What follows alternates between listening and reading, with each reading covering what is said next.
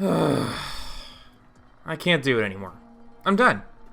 This game has just completely lost my interest. To be fair, Digimon Stories Cyber Sleuth has some good stuff going for it. Though it may be easier to have a knee-jerk reaction comparison to Pokemon at first, it's actually quite a bit more like Persona or the Shin Megami Tensei series, though not as charming as the former and not as difficult or grimdark as the latter. The combat is done with teams of 3 Digimon who level up, evolve, gain skills that they keep and can use even after evolving or de-evolving to different Digimon, making building your party a bit more complicated on an individual basis than Pokemon, who only have preset skills and preset learnable skills through external means. In this game, any Digimon can learn any skill and eventually become any other Digimon through evolving and de-evolving. So rather than a tree or a line, the evolutions in this are more of a network, which is a pretty cool feature that I totally like and appreciate. And in fact, just about everything having to do with battle is great. Random battles are mostly too easy even with hard mode on, but that's to be expected for the most part, and the fun, pretty difficult boss fights make up for that, as long as you do have hard mode on. They actually challenge you to think about how you've built your team and to organize your members strategically. Granted, it's not ever extremely tough, but it is a fun level of challenge at least. There's also online battles with other players, but I have never done that, so I can't really talk about it, and it's certainly possible that that aspect alone might be enough for some people to love the game. No, those types of things are not what I have a problem with. The problem is everything related to the story and characters. You see, in Pokemon, for the most part, and I have not played all of them, but for the most part, the stories are very simple and straightforward, and in fact, most of them don't even really have a plot. This really lets you focus on the Pokemon, collecting them, training them, fighting with them, all that good stuff. However, in Digimon's story, there's an ongoing plot about worlds intertwining and solve the mystery behind a corporate conspiracy and stuff, and that's cool and all, but the problem is the story is completely uninteresting, and the characters in it are making connections not based on actual evidence you've found, but based on the need to move the story along. I really tried to stop doing the side missions to get the plot rolling, but 7 chapters of, I think, 20 or so in, and not a single interesting thing has happened. I don't care about any of the characters, except one kind of. Any of the plot points, and even the world building is just pretty weak.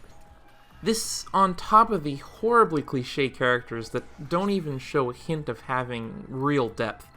In Persona 3 and 4, for example, when you first meet most of the characters, they are very much standard tropes and such, but you very quickly learn that they aren't that simple as both a plot and gameplay device. It's brilliant, really. This game doesn't have any of that. Or if it does, it certainly doesn't even hint at any kind of deep human thoughts within the first third of the game, and I'm sorry, but all this is not okay for me when you have a JRPG where stories and characters are often the strong points. Even if you wanted to ignore these and just enjoy the battle system, it feels like the story is constantly popping up at inopportune times, right as I am enjoying the game the most. There's no way to skip scenes and text in this game, so it all just comes to a dead stop. There are multiple useful system-related things behind boring subquests, and just every time the game forces a character trope down my throat without justifying it by making that character legitimately interesting, I just groan. I was struggling so hard to tough it out and not even try to review the game before finishing it, but damn, it's just so freaking annoying. Additionally, though this is not a problem with the game itself but how it was handled in localization, the translation is just straight up poorly handled at times. Now, I'm not saying that the translators necessarily did a bad job. In fact, most of the mistakes I saw in English compared to what the characters were saying in Japanese were mistakes that would really only happen if the translator was not given enough context. If, say, they were given just the plain text without any sort of information on how scenes connect from one to the next or what lines are said by or to what characters.